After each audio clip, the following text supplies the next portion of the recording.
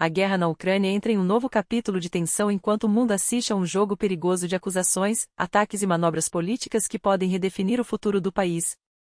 Enquanto a Rússia demonstra sua suposta boa vontade com diálogos em Riad, suas ações falam mais alto. Um massivo bombardeio contra alvos civis e estratégicos ucranianos, poucas horas após supostas conversas de paz. Não é coincidência, é cálculo frio.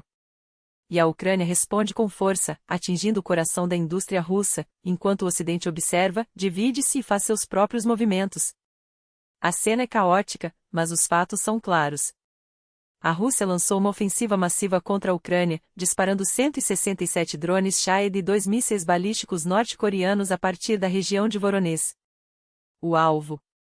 Não apenas posições militares, mas hospitais infantis, residências e infraestrutura energética, uma estratégia deliberada para quebrar a resistência do povo ucraniano. Apesar dos esforços da defesa aérea, cidades como Odessa, Kiev, Sumy, Chernihiv e Zaporizhzhia foram atingidas. Em Odessa, um prédio residencial e uma maternidade viraram escombros. O resultado? Mais de 160 mil pessoas sem luz nem aquecimento, em pleno inverno. A mensagem é clara: a Rússia não poupa nem os mais vulneráveis. Mas a Ucrânia não se curva. Em retaliação, drones ucranianos atingiram a refinaria de Syzran, uma das maiores da Rússia, em Samara. Imagens circulam nas redes mostrando o caos e o silêncio das autoridades russas é ensurdecedor. O governador local minimiza os danos, mas a verdade é inegável: a guerra chegou ao território russo, e o preço está subindo. Enquanto isso, o Ministério da Defesa da Rússia se recusa a confirmar se sua defesa aérea sequer funcionou. A estratégia é antiga: negar até não dar mais. E então entra em cena um personagem que pode mudar tudo: Keith Kellogg, enviado especial dos Estados Unidos para a Ucrânia. Sua chegada a Kiev, um dia após declarações explosivas de Zelensky, não é casual. Em entrevista, ele repete o que muitos já suspeitavam: se Trump estivesse no poder, esta guerra nem teria começado. Mas o passado não volta. Agora, a prioridade é ouvir Zelensky garantir que os Estados Unidos não abandonem a Ucrânia, pelo menos não oficialmente. Kellogg fala em conversas substanciais e em garantias de segurança, mas o que realmente está em jogo é o futuro de um país à beira do colapso. E é aí que Donald Trump entra com tudo. Em declarações que ecoam como um veredicto, o ex-presidente não poupa Zelensky. Segundo ele, a Ucrânia está neste estado por culpa de sua própria liderança. Trump questiona onde foi parar metade do dinheiro americano enviado ao país e sugere que Kiev deveria negociar com Moscou agora. Não há menção à responsabilidade da Rússia, apenas uma crítica ácida à gestão ucraniana. Isso nunca teria acontecido se eu fosse presidente, repete, enquanto milhares morrem em uma guerra que ele classifica como evitável. A ironia. Enquanto Trump fala em paz, seus aliados no Congresso bloqueiam novos pacotes de ajuda à Ucrânia. Enquanto isso, o Kremlin joga seu próprio jogo. Dmitry Peskov, porta-voz de Putin, deixa escapar que a Rússia pode parar os bombardeios, mas só depois das eleições ucranianas, ou quem sabe nunca. A mensagem é clara: Moscou não quer paz, quer controle. E para isso, Zelensky precisa sair de cena. Jornais ocidentais já especulam sobre uma campanha orquestrada para desestabilizar o presidente ucraniano, que vê seu apoio no Ocidente esvanecer. Até a França o excluiu de uma cúpula em Paris, e sua ausência em Riad não passou despercebida. O Telegraph vai além, sugere que Estados Unidos e Rússia já discutiram a possibilidade de eleições na Ucrânia como condição para qualquer acordo. Para Putin, a cabeça de Zelensky é o prêmio final. E a China? Observa tudo com um sorriso diplomático. O ministro das Relações Exteriores, Wang Yi, fala em diálogo e em soluções políticas, mas seu tom é calculado. Pequim não quer se envolver, apenas garantir que, no fim das contas, seus interesses não sejam afetados. Enquanto isso, a Ucrânia se debate entre a resistência e o esgotamento. Zelensky sabe que seu tempo pode estar se esgotando, mas não vai cair sem lutar. A pergunta que fica é: até quando o Ocidente vai bancar essa guerra? E o que acontecerá quando o dinheiro e a paciência acabarem? Uma coisa é certa: esta não é apenas uma guerra de mísseis e drones. É uma batalha por narrativa, por legitimidade, acima de tudo, por sobrevivência. Enquanto a Rússia aposta no desgaste, a Ucrânia luta pelo direito de existir. E o mundo? Assiste, divide-se e espera para ver quem cairá primeiro. Mas uma coisa é inegável: cada bombardeio, cada declaração, cada movimento nos bastidores nos leva mais perto de um ponto sem retorno. A questão não é se a Ucrânia vai mudar, mas como e quem sairá vencedor dessa partilha sangrenta. Nenhum plano para esmagar a Ucrânia, seja por ocupação, seja por aniquilação moral, fracassou tão retumbante quanto as tentativas do Kremlin de destruir sua liderança.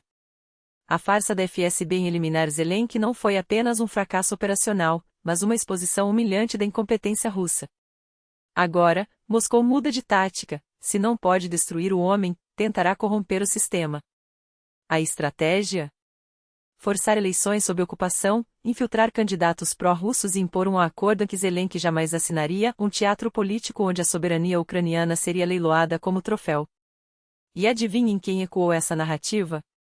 Nenhum outro senão Donald Trump, que, em sua primeira declaração após o encontro secreto entre emissários de Moscou e Washington na Arábia Saudita, sugeriu que a Ucrânia precisa de eleições. Coincidência? Ou mais uma peça no tabuleiro de uma guerra híbrida onde as fronteiras entre diplomacia e chantagem se dissolvem? Mas aqui está o problema para o Kremlin: os números não mentem, por mais que Trump e seus aliados distorçam a realidade. Enquanto o ex-presidente americano repete o mantra de que Zelensky tem apenas 4% de apoio, uma ficção estatística tão frágil quanto suas promessas eleitorais, o Financial Times cita dados do Instituto Internacional de Sociologia de Kiev: 57% de aprovação, um salto de 5 pontos desde dezembro. Zelensky não é apenas um presidente em tempo de guerra, é o símbolo de uma nação que recusa se render.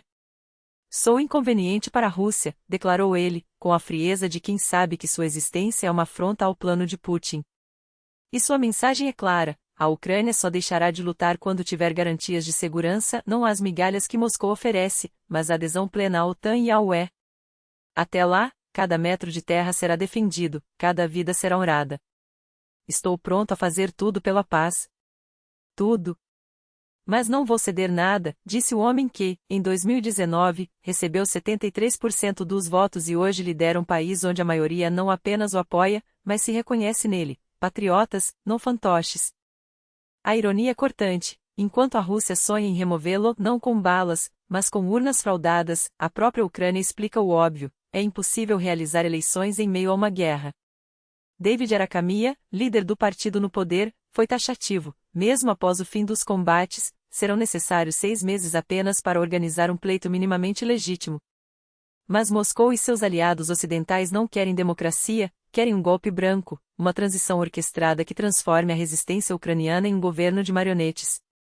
Como você vê as conversas sobre mudança de poder na Ucrânia, vindas simultaneamente de Washington e Moscou? Perguntam os analistas. A resposta está na história: quando dois impérios falam a mesma linguagem, é a soberania de um povo que está em jogo. Enquanto o mundo debate o destino de uma nação, a natureza escreve sua própria tragédia em praias distantes. Na Tasmânia, mais de 150 orcas, essas assassinas dos mares, símbolos de inteligência e resiliência, encalham em massa, condenadas a uma eutanásia coletiva. Veterinários e biólogos marinhos tentaram, em vão, devolvê-las ao oceano. As ondas as empurravam de volta para a areia, como se o próprio mar as rejeitasse. As condições são extremas, admitiram as autoridades. Último registro de um encalhe dessa magnitude? Há 50 anos. Causa? Ainda um mistério: desorientação, doença, ou assinatura silenciosa das mudanças climáticas, que reescrevem as regras da sobrevivência sem aviso. Dentre as 157 orcas avistadas, 90 ainda respiravam quando as equipes chegaram. Tentamos realocar 2 esta manhã, relatou Shelley Graham, coordenadora de vida selvagem. Mas o oceano não as deixou ir. As correntes, o vento, a fúria de um planeta em desequilíbrio, tudo conspirou contra elas. Em 48 horas, a previsão não melhora. Não há como salvá-las, sentenciou a equipe. A eutanásia, então, torna-se um ato de misericórdia em um mundo que já lhes negou uma saída. E se a fuga parece impossível até para os predadores mais letais do oceano, o que dizer dos humanos que escolhem suas jaulas? A Belarus, esse laboratório de autoritarismo na Europa, agora oferece pacotes turísticos para a Coreia do Norte, um deluxe do isolacionismo, onde ditaduras se comprimem como velhas amigas. Por $2.000, os adeptos do regime de Lukashenko podem vivenciar o paraíso de Kim Jong-un, um país onde a internet é uma ficção, a dissidência é crime, e a propaganda é a única verdade. Muitas pessoas têm uma imagem distorcida da Coreia do Norte, mentem os operadores turísticos de Minsk. Claro. Afinal, quem precisaria de liberdade quando se pode ter um show coreografado de lealdade?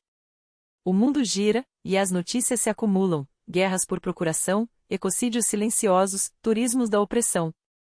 Mas uma coisa permanece, a verdade é teimosa. Seja nas urnas ucranianas, nas praias da Tasmânia ou nas ruas de Minsk, ela insiste em emergir mesmo quando tentam enterrá-la. Fiquem conosco. A batalha pela narrativa está longe de terminar.